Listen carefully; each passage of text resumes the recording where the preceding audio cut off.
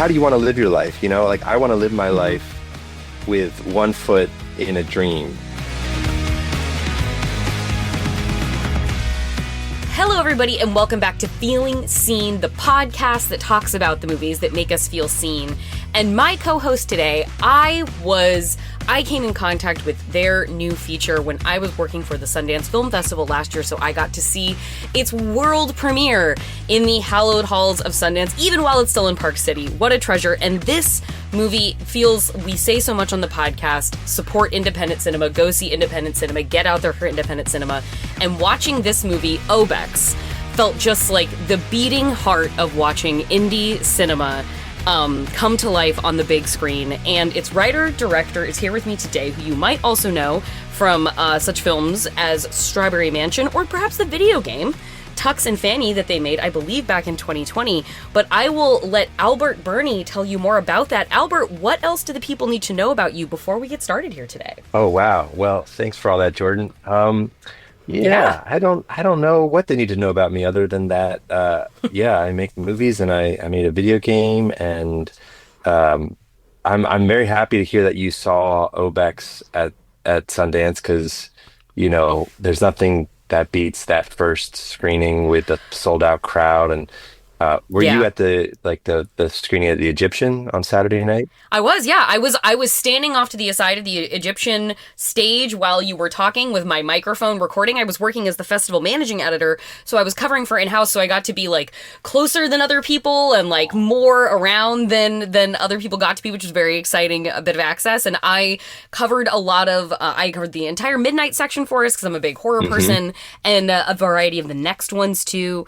And watching yours, it didn't feel like, and this is what, Sundance is so good at. You watch a movie that doesn't feel like another movie you're going to see anywhere else that year. And Obex felt like one of those. And listening to you and your team talk about it afterwards, it came off the screen as well. But hearing you guys discuss just how much this was a personal project made with friends making movies together, and collaboration that felt it sounds like easy a lot of the time, because it felt intuitive, and the word magic was used a lot, and the word sort of we were just going off of instinct kind of with each other. And so when it came around, I got the press blast for Obex is coming out, I was like, oh my God, it's finally my chance to get to ask Albert Birney about Obex. Yeah, that's so cool. That was a really fun night, and it was snowing, and it was, a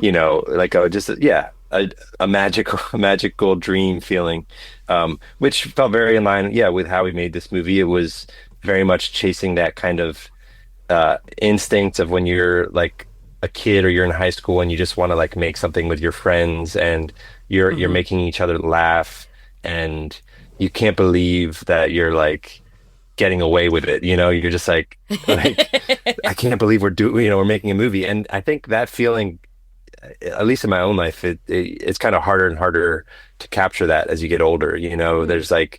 There's other ways that you're making movies, and you need more crew members and producers, you need a budget, and all that stuff, which, not to say that's the wrong way, but it just can become kind of not so fun sometimes, or a little bit more of a slog. And with Obex, it was very much my friend Pete, hey Pete, come to Baltimore, bring your camera. I have some ideas. Let's just start filming, see what happens. There's no pressure. It's in my house. It's with my dog.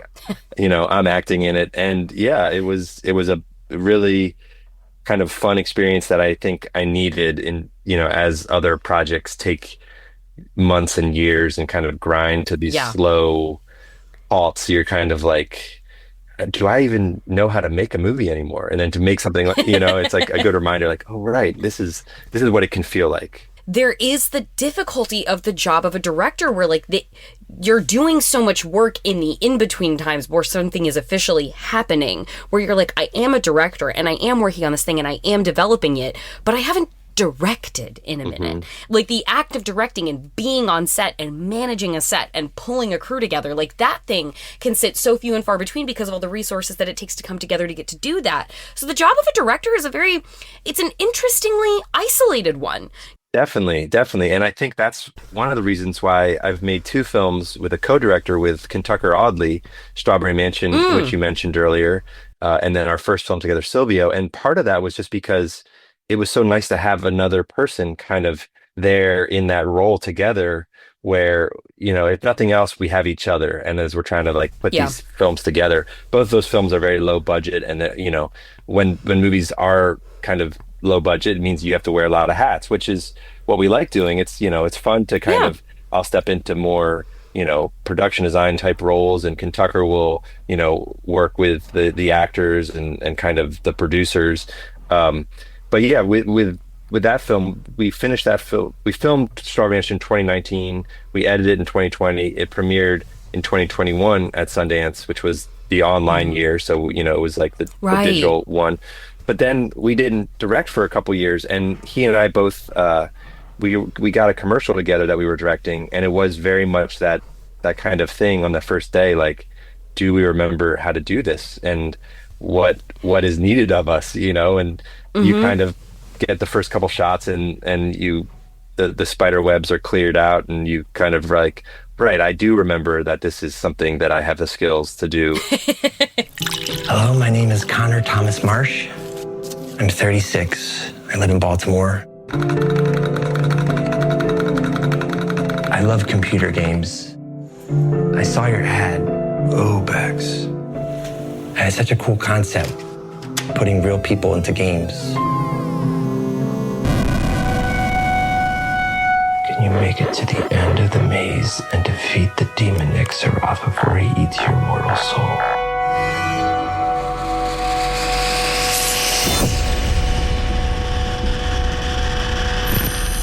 The story of Obex is a man. It takes place, I think it's 1987, Yeah. correct?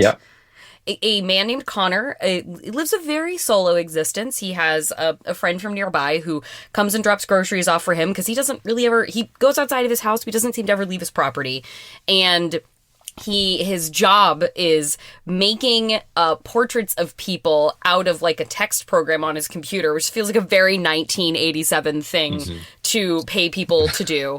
Yeah. And he likes video games. He reads in his computer magazine an advertisement for a video game that really compels him, where like you can create a character of yourself to put them in the game. But what surprises Connor is that when he gets this game, he wakes up at a certain point and realizes he is physically, literally inside the game Obex on like an adventure quest.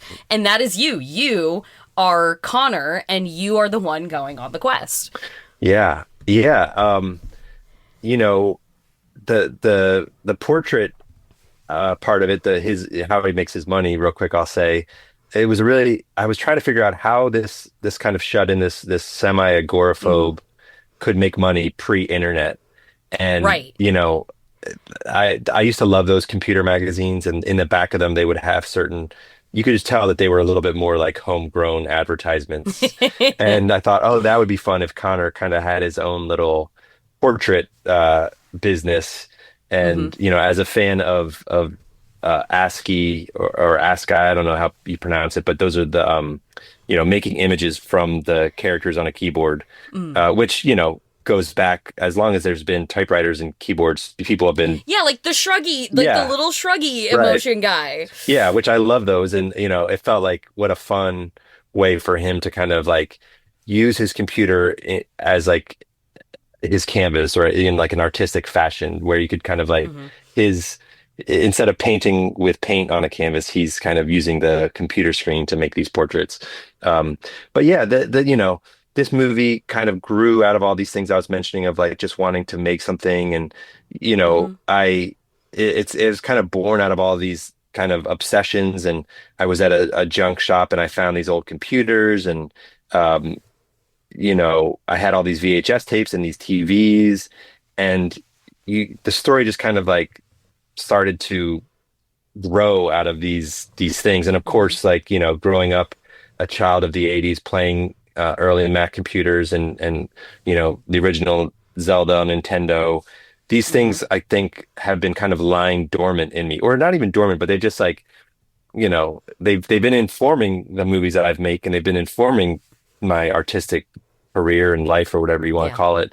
But I hadn't really ever like like put the magnifying glass on them and said like, let's really explore this and see what happens if, all these things that really became my earliest obsessions, Hmm. computers and VHS tapes and Nightmare on Elm Street and kind of, Hmm.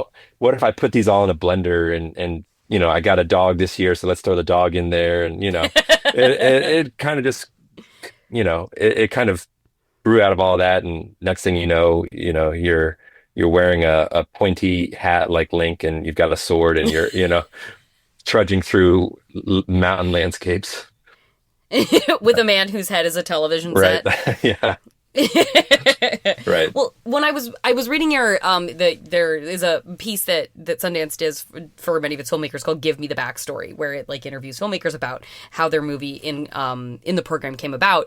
And in it, one of the questions that you were asked is like, "What was the last movie you saw that you wish that you had made?" And your answer was the same movie that you brought for discussion today, which is Marcel the Shell with Shoes on. Yes. Give me some levels. Give you some levels, like Just like talk a little bit. hello, my name is it's not the first time I've done that. My name is Marcel, and I'm partially a shell, as you can see on my body, but I also have shoes and a face. So I like that about myself, and I like myself, and I have a lot of other great qualities as well. That's perfect. I loved the Marcel videos when they came out. Like the amount that me and my friend Missy said to each other that we were inviting friends from upstate to come eat salad. No, our friend Angela was over it. She was done. She didn't want to hear it anymore. Right.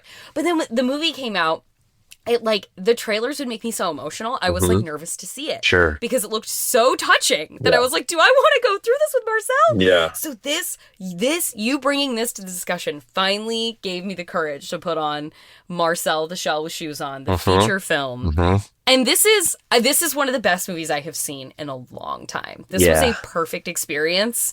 And tell me about your reaction to Marcel the Shell from the YouTube stage to the feature film stage. Yeah. Well, I'm with you 100%. I think it's one of the better films that's come out in the last 10, 15 years for sure. I also was a fan of the early videos. I think they captured something and even though it was this little shell with shoes on, it was so full of life, and Yes. and Jenny and Dean, what they did with that character. When I heard they were making it into a feature, I was ecstatic. I was so excited. I was a fan of Dean's earlier film Fraud. I don't know if you've seen that one. Very different, worlds apart, but also really wonderful, and you can tell made by an artist and someone that is just has the skills, so I knew. And then you hear about these movies and it's like 3 years later when they come out, and that whole time you're like, oh God, I'm gonna I know they're doing good stuff, they're gonna do it right. You have faith in it. You start to hear little trickles from people that maybe know someone that worked on it, or that they're like they're doing a lot of reshoots, and you're like, well, that's okay, that's not Yeah, that's like, okay. You got to get it right. Yep. And I know they'll get there. And so again, you're a little bit nervous. And then the trailer comes out and I'm like, wow, I think they did it. I feel it in the trailer. It was like even better than I hoped. Even better. They took it further. I saw it here in Baltimore where I live at the Charles Theater, which is our great, 5-screen independent theater. I think I went the opening Friday night. This was opening weekend for Marcel. Really good crowd.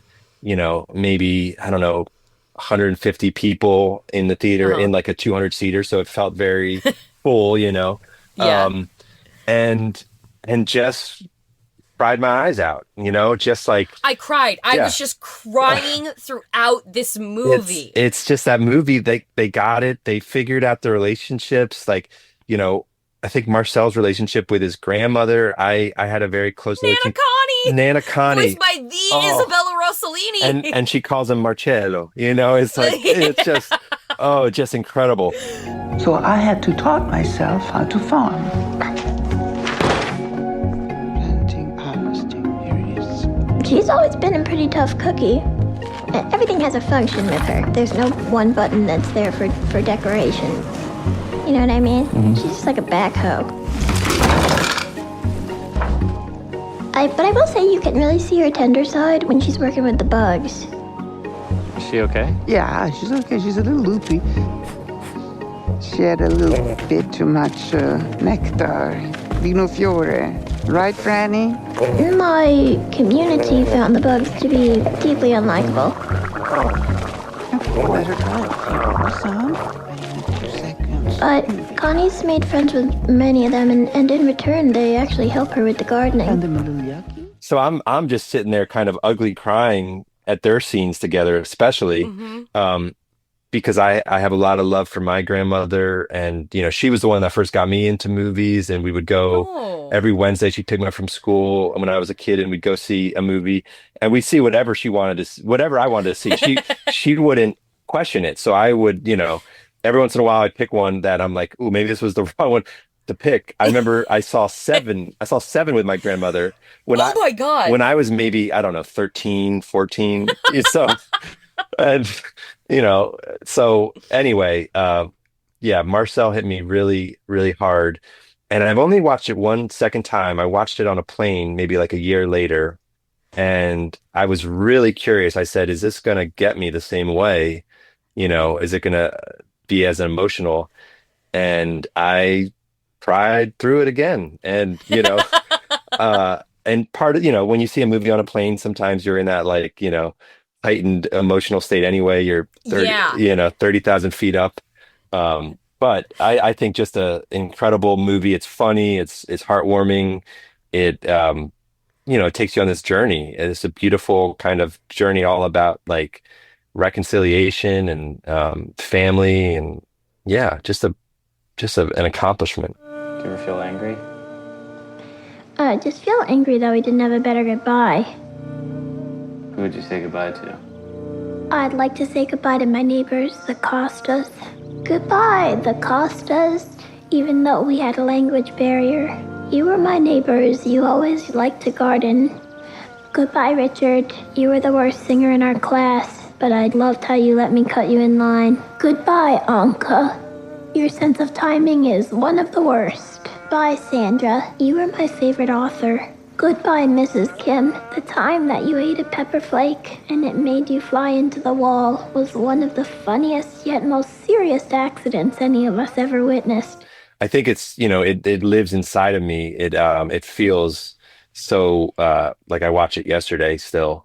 When I was watching this, it was actually it felt like such a perfect connective tissue thinking about Obex, because I was watching it, and it felt, I was so surprised at how it was able to really capture but extend in a sustainable way that emotional appeal and core of what is in those cute little silly YouTube videos with this little shell character who is not just saccharine sweet. Marcel's kind of sassy. Marcel is a bit sarcastic, is a bit of a shit talker at times. Yeah. And the way that they were and thinking back to those videos and thinking back to a time of an era of internet where a kind of creation, obviously there's Sneezing Panda, there's Chocolate Rain, not everything that went viral on the internet in that time was high art. But thinking of the difference in creation for upload online at the time, that was only the beginning of the content economy, sort of as we understand it now. It felt kind of like a place where more you could find weirdo creative that had a chance to go viral in a less super saturated content environment. Whereas now it feels a bit more slipshod. It feels a bit more, a lot of times, there is beautiful creativity happening across so many of the various platforms, but there are so many of the various platforms now. And we were still kind of having a monocultural experience with the internet. We almost could at that point in time. It was at the tail end of it. And it feels I don't know, it feels almost like something like Marcel is almost too sincere to come out of the current landscape of creator internet. In a way that it felt like it could exist then, where it would be like a crazy anomaly now. Yeah. And it feels like Obex feels like that kind of anomaly. Like it is this totally sincere project of in a time when the mantra is just how hard it is to get things made, how impossible it is to get an original idea done. And like everybody has this like dream of making things with friends, but it feels so far apart when the needs of like capitalistic mechanisms to get your art done are so essential. So it felt like watching kind of companion pieces close to each other with Obex and Marcel the Shell. Yeah, that's cool to hear. With Marcel, you can feel that this started probably just as a way for them to have fun and to make themselves laugh, Totally. Yeah. And that just because that was where it, started from, I think it could resonate or kind of break through because you can feel that joy. And Marcel felt so real and like a real character. And I think that's why it works so well as a film because this is not just like a two-dimensional character. It felt very real, and they really did a great job of building out Marcel's world, which is this house, and I just have always loved things that like can kind of find the infinite in like a house or a small space, where it's like for example, a movie like Eraserhead, where it's like so much of this movie takes place in like his room or kind of this like apartment complex, and Totally. it never feels small. It feels like it can go anywhere in the world, in the universe, and that's what Marcel feels like in a way, where it's like every little detail is a full story here, or like Marcel going down to like the laundry room is a whole adventure. That's like a whole new part of this journey, and so I don't know. I think it's when Kentucker and I made Silvio, that was kind of a similar thing where I had made like 800 vines that were 6 seconds each with this character, and we were like, how can we turn these little 6 second things into a feature film? And actually, it was a little bit easier than I think we thought because the character felt so lived in or real that it was like we know who this silent gorilla is, and now we just kind of like make the world come to him a little bit, or like show his world on in front of the camera, which I don't know how they made Marcel, but I'm guessing once you have a character that you can really like kind of imagine in any situation, or you can kind of put them anywhere and know how they're going to react, I think that's a lot of the hard work is done almost, and now it's just like let's kind of shape things around this beautiful little shell. There must be so many others like me. It's impossible that there wouldn't be, and not just my family. They're out there. Somewhere out there.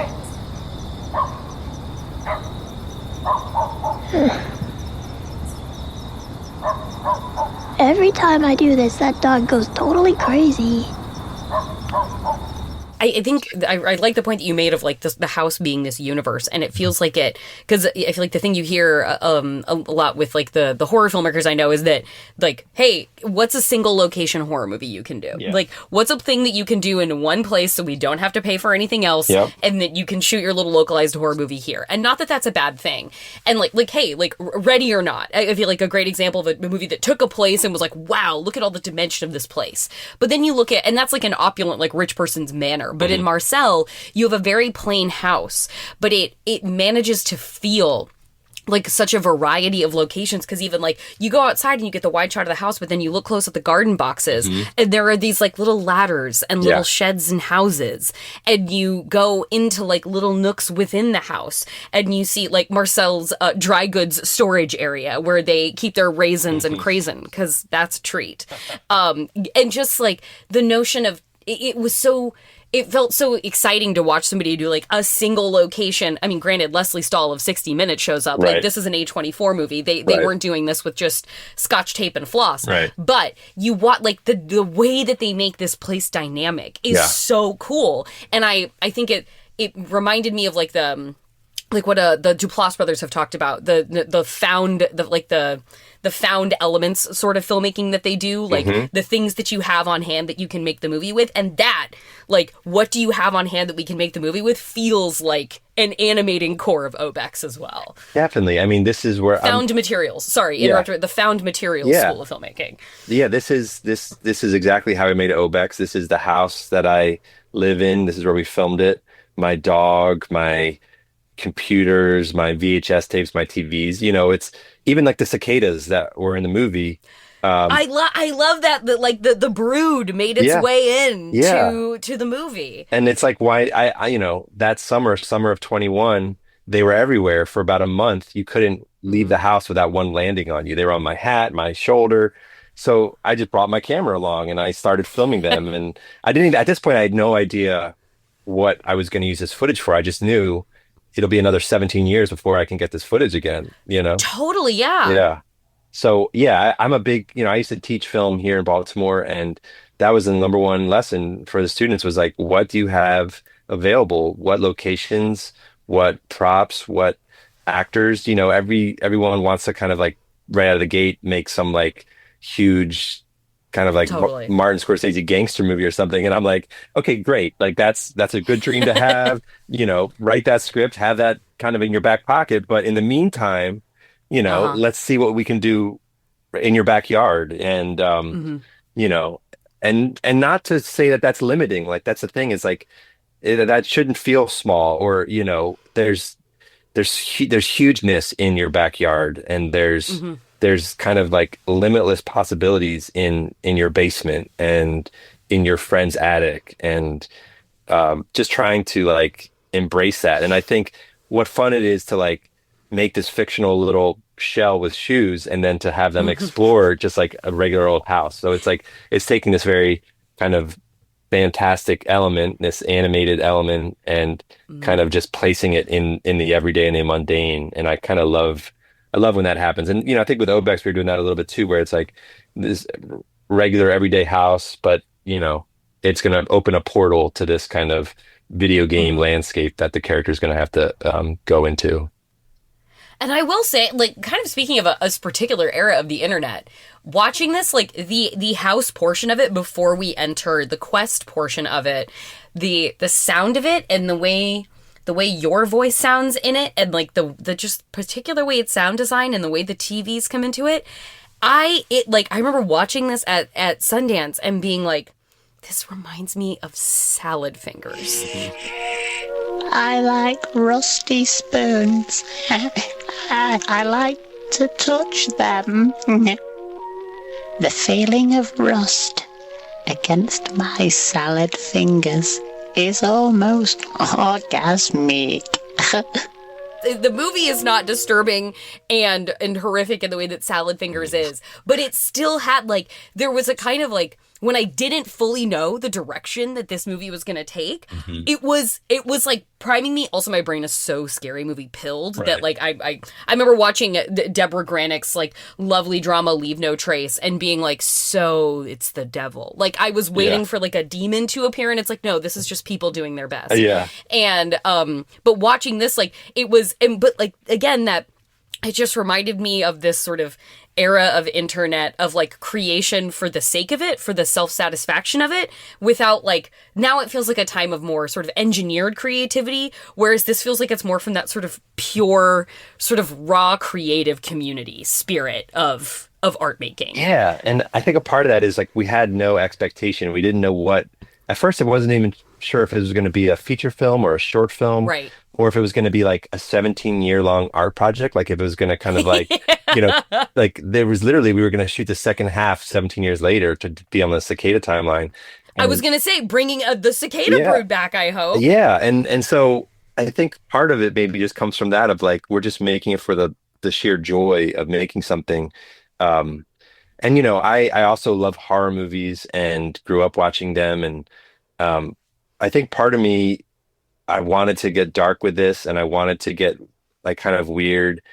And I think it starts to like maybe give you some hints that it's going there. But I think I don't get in my own way, but I always somehow return to like I don't know, some sort of tenderness, or Hmm. you know, I got my dog, I've got my mom in it. Like I don't want it to be like like Yeah. some sort of like dark and twisted like weird horror film. But other people have also responded that they were like I didn't know if it was going to get like really dark or weird, or kind of like is inching along in that direction. And sometimes I'm like maybe I should push it further next time, and not kind of like come back. But I mean, the fact that I brought Marcel the Shell, I think like ultimately I love kind of like tenderness and soft things and just kind of like Uh-huh. warm-hearted things. And that's why Marcel to me is this perfect movie just because it has that um that quality to it, but it also, like you said, there is a little bit of sass and it can kind of like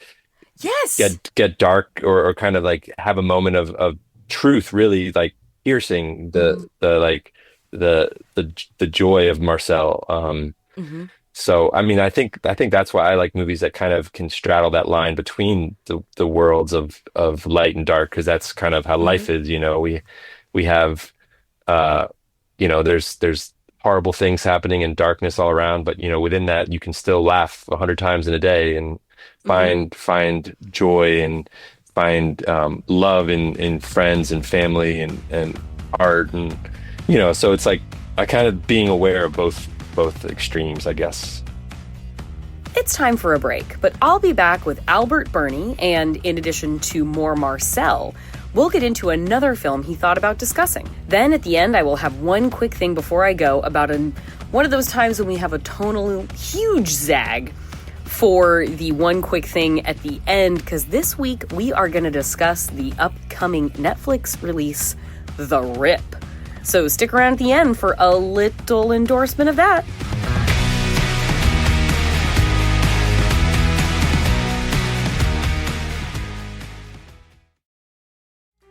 Say, what's the trivia show where dreams come true? It's gotta be Go Fact Yourself. Legend in the house. We quiz celebrity contestants about topics they love Then bring out surprise experts. to delight and amaze. And then finally tell us why you know and love the lyrics to the song Knockin' Boots by Candyman. Joining us tonight is a rapper and producer. It's Candyman! This is among the greatest moments of my life.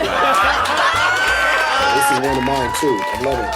That's Go Fact Yourself. Twice a month, every month. Here on Maximum Fun. Since 2017, after every Max Fun Drive, we've held a sale for Max Fun members where all of the proceeds go to a nonprofit. In December, we donated $43,000 to Transgender Law Center. $43,000. Thank you to all the Max Fun members who made this possible. Transgender Law Center champions the right of all transgender and gender nonconforming people to live freely, safely, and authentically. A mission that everyone at Max Fun supports. If you'd like to learn more or make an additional donation, go to transgenderlawcenter.org. And for anyone who needs to hear this, you belong here. You deserve to be able to be yourself, and we love you.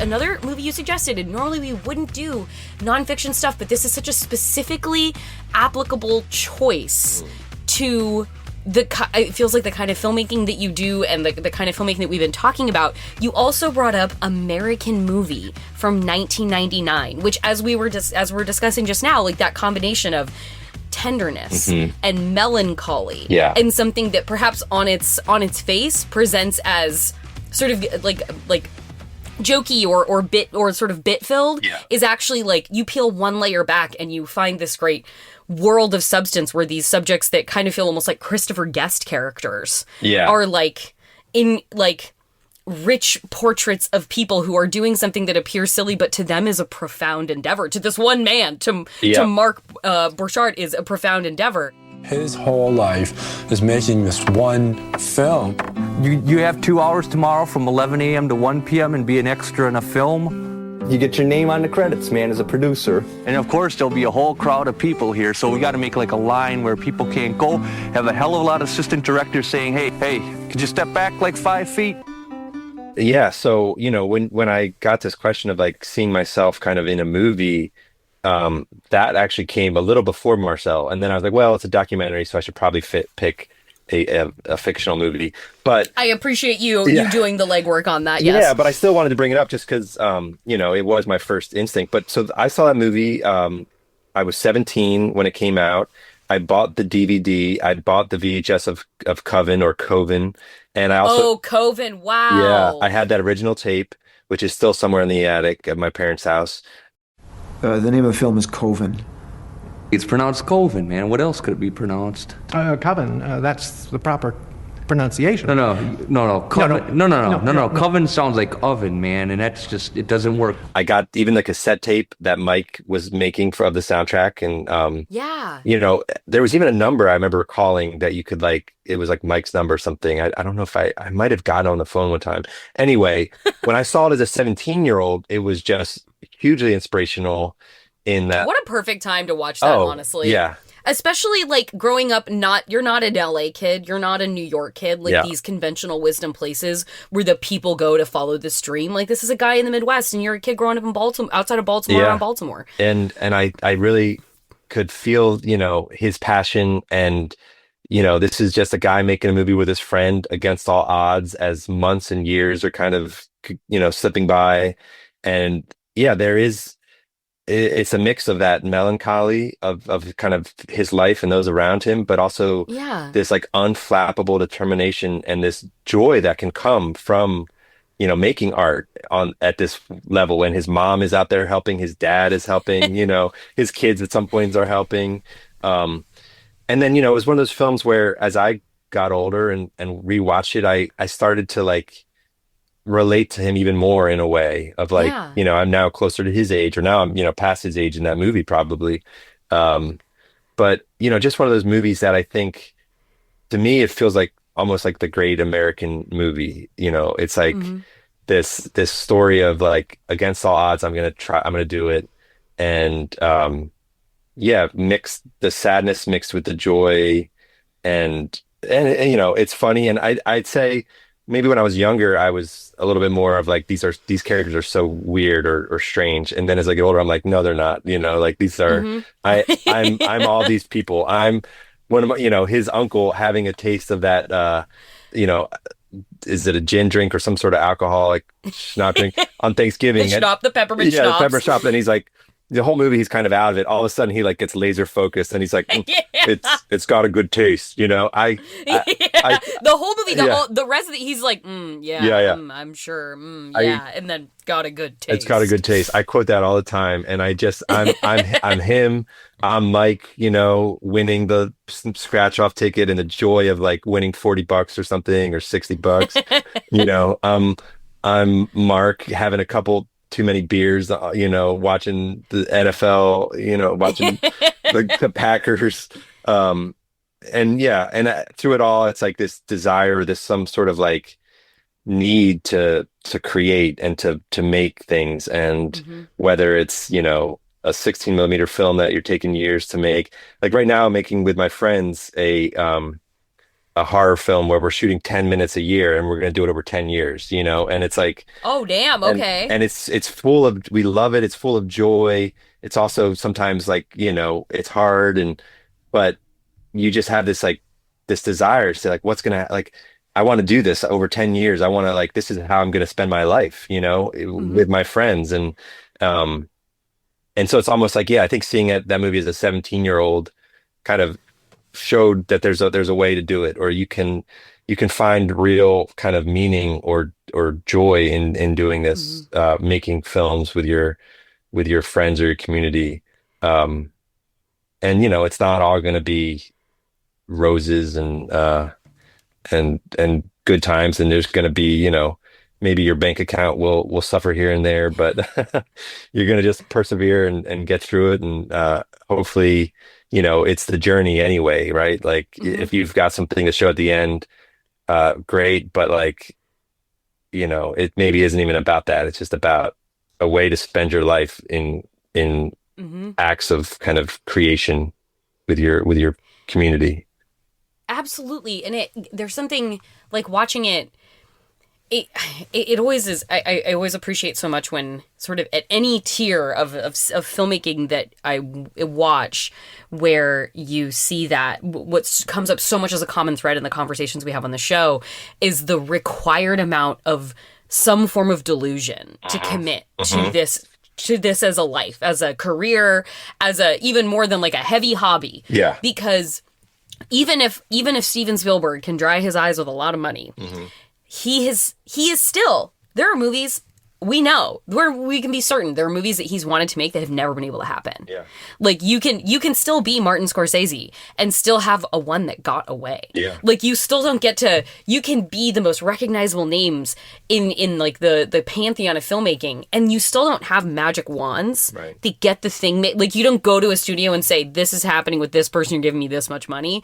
They're like, you know, the closest thing you get to, like, you know, you hear about a studio courting Quentin Tarantino for Once Upon a Time in Hollywood by turning their backlot into 1969. Sure, there are fairy tale things like that. Right. But like to know that like from up on the highest part of the mountain to the plains of the Midwest, to the wide open expanses of the Midwest, and someone like Mark in American Movie and you collaborating with your friends in Baltimore, it is still like a commitment to this thing that in spite of the odds, and it's like, but what if I just have a dream to do something and I refuse to let go of the fact that I'm going to do it? And like you said, you can be the guy knocking back the beers watching the Packers on the weekend, or you can be someone filming 10 minutes of a horror movie every year for however many years. Like there is this commitment to like this belief that like I'm going to do it, even though logic and rationale might say that's kind of ridiculous, and you're like, doesn't matter. Yeah. Doesn't matter because I have to do this. And I think that's a remarkable thing. Yeah. A movie got made about a tiny shell that wears shoes. Right, exactly. And uses toenails from a man as skis. And that became a fucking movie that Leslie Stahl from 60 Minutes showed up in. The confluence of these titles and like you picking them and bringing to this conversation just made me feel very like heartened by like the spirit of creativity in independent cinema. Yeah. You know, and it's just like you how do you want to live your life? You know, like I want to live my life with one foot in a dream, or kind of like letting myself just walk into the unknown of what these projects might be or will be. And all I know is when I'm putting together this 10-year horror film with my friends, we are having the best time. We are getting together, we are laughing. You know, it's an excuse to just be together, right? Like it's giving us like a shared dream and goal. And, you know, it's a little bit dumb, but I think that's what you need a little bit, or it's like, we're not trying to like, you know, buy yachts or Rolls Royces or something, you know, like we're not doing this to like get rich. We want to just live our life. And, you know, I know personally I've made 6 feature films by myself or with co-directors. Wow. And out of those 6 films, the ones that have kind of been most successful in my mind are the 2 animated ones that I made Blu-rays, and I can mail the Blu-rays out to people. Like they buy them directly from me. You know, I get that little cash register sound in my PayPal or whatever. I print out the packing form, put the DVD, the Blu-ray in a little envelope, go to the post office, and I mail it directly to them. And it's like, it's so satisfying, you know, it's like I made something, they wanted it, they gave me money for it, and I give it to them. And the other films, you know, they've premiered at Sundance and they've had distribution and they've played, you know, 40 plus theaters across the US. But like, it doesn't give me that same like kind of simple pleasure or joy of when I can like directly get it to someone, you know? And I think, that's I think just at the heart of it is like, you know, you make something because you have this itch, and then when you get to share that like directly to someone, it feels so satisfying. You know, it's just like it puts you kind of in, you know, your place in the world a little bit. And and it feels like the exact counterweight to that, the sort of question of the vacuum of the streaming maw. Yeah. Like, I remember during lockdowns, I watched a movie and I just spree tweeted about it because I was having the time of my life and it was so great and I loved it. And the director DM'd me and was like, thank you so much for just posting about this, because it's just so nice to know that someone watched it. Right. It's such a weird modern anxiety for filmmakers that like literally did not exist like 15 years ago and is now like, how do I feel when something just falls into the ocean of the internet and I don't know? And this is what you're talking about. Like, it feels so wonderfully buffered apart from when so much of the bigness of the industry is out of the control, corporate mergers and consolidations, and what's the life and death of the theater. And this is like, but what if I just literally mail my movie to people and I know that they saw it? Yeah. And that just feels so good to hear. Yeah, and it, and Letterboxd too, in a way, scratches that itch a bit. When, I remember when Strawberry Mansion first went up on Tubi, and all of a sudden there was like a ton of new people talking about how they're watching it on Tubi for free with ads. And, usually it's like, oh, I don't want my movie to be seen with ads. But Kentucky and I started to realize that, like, this movie's Strawberry Mansion's kind of all about, like, advertising and like the corporate overreach, and that, like, the ads were kind of maybe a heightened way to watch it, and people were especially with the fucking insanity of Tubi ads specifically. Yeah. That feels incredibly on message. And I've had great screenings on Tubi where, like, it'll be like a horror movie, and, like, the killer goes through a door and then it cuts like a Taco Bell commercial of like a family coming through that same door, and you're like, I don't know if they did it on purpose, but it definitely elevates the experience, so. I definitely think it was a specific kind of amazing to be watching the Cat 3 Japanese horror film Meatball Machine and having an antidepressant ad thrown at me right in the middle of like a violent slaughtering kill. And I was like, there's something enriching about this perversity right now. It's like, that's just the world we're living in now. And it's like, it almost, it becomes like way more satirical, or just kind of like turning this like strange, landscape of endless advertisements into kind of like an extra layer of like a circus or some sort of like, they can work together with these movies. But being able to send a film out, or like, just hear on Letterboxd that like someone watched it on a Tuesday night with their friend on Tubi and had a great experience. It's just like, okay, we're not, sometimes it's easy to feel like you're in this like void of like, there's thousands of things that you can watch at any moment. And is anybody watching anything, or are we all just like in this endless doom scroll of, the algorithms handpicked, videos for us? Well, Obex is not that. Obex is counter programming to that sensation. And I thank you so much for taking the time to talk to me today, Albert. I really appreciate it. And I really appreciate that you made Obex, you and your friends and your fellow creatives together. And I really look forward to seeing what you decide to put your time into, the next thing that makes it out into the world, because I really appreciate what you do.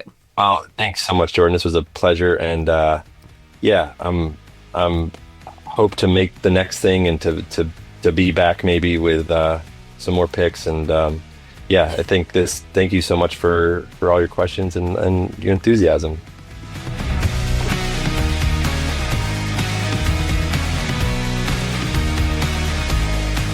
Thank you so much to Albert Birney. Obex is screening at theaters around the country right now, and not just in New York and LA. So take a look. It might be screening near you. When we say support independent cinema, you know it. That is, we live by those words. And if we live by those words and we die by those words on the Feeling Seen podcast, you simply must get out there and support Obex. This is indie hustle. Make and do with what you got down to its very bones. And now there is that one quick thing before I go. If you guys, I don't know, it's kind of hit or miss what gets put in front of people on the streaming algorithm, but this is a movie with some very big stars that is coming up on Netflix this week, and it is called The Rip. And it is a, if you think of sort of like the dirtbag cop genre of like a Den of Thieves situation, this feels cut from that kind of cloth. It's not so dirtbaggy as sweaty Gerard Butler as Big Nick, but it's still, I feel like the DNA, it shares a DNA. And truly, if I could see Ben Affleck and Matt Damon in this next phase of their careers as they've become more mature actors, as they're, entering an era of esteem, getting on the closer, they're not older gentlemen, but they're getting closer to that side of the calculation, veterans deep within their careers. I would love to see them playing sleazeballs over and over again. They really do that in a movie I absolutely love, but it's a period piece, so not like modern day sleazeballs, but The Last Duel. ultimate sleazeball time for both Damon and Affleck in that. And one of the best performances of Affleck's career, I will say wholeheartedly. Well, in The Rip, this is about a group of cops in Miami who get alerted to a house where they say there's a stash inside. I wonder what that stash is. They get there and they find a whole lot of cash inside these walls. And hey, when there's a whole lot of money sitting around, there's probably a whole collection of people that are trying to get a hold of that money. So it's a good like, sort of mystery thriller. Like who's terrorizing them? Who's outside the gates? Who can you trust inside the house? Who can't you trust inside the house? Really good ensemble of actors. It was exactly the meat and potatoes kind of cops and robbers nail biter that I wanted to be. It really checked, and that's a genre I absolutely love, and it really checked kind of all the boxes that I had for it. And there's a Scott Adkins appearance in this movie, and Adkins as the Action for Everyone host Mike Scott refers to him as the human special effect. It's always funny when you see somebody who has like a really big physical specialization playing a really not version of that. So we get like internal affairs investigator not doing high flying kicks Scott Adkins. So yeah, it's Catalina Sandino Moreno, hello, friend of the show, is in this as part of the lineup of cops. Teyana Taylor on her march to possible Academy Award recognition, popping up here in The Rip as well. I really can't say enough about it. Like, if this is like, yeah, I want a good fastball down the middle crime intrigue movie on my Friday night, The Rip is serving it up. So I highly recommend it. And because things can get so lost in the streaming ocean, find this one. It's worth it. And that is our show. You can keep up with us wherever you get your podcasts. Hit the follow button. Damn it. Hit it wherever you are listening to get every new episode in your feed as it drops. Follow us, tell people about us, put people onto the show, bring friends. We want you all out here. Rate, review, do the whole thing. And follow us on Instagram to find out more at Feeling Seen Pod. We are also on Blue Sky, where you can search Feeling Seen, or you can search me, JORCRU, which is what I am there, and on Twitter. Our theme music is by Andrew Epen. Our producer is Marissa Flaxbart. Our senior producers are Kevin Ferguson and Laura Swisher, and this is a production of Maximum Fun.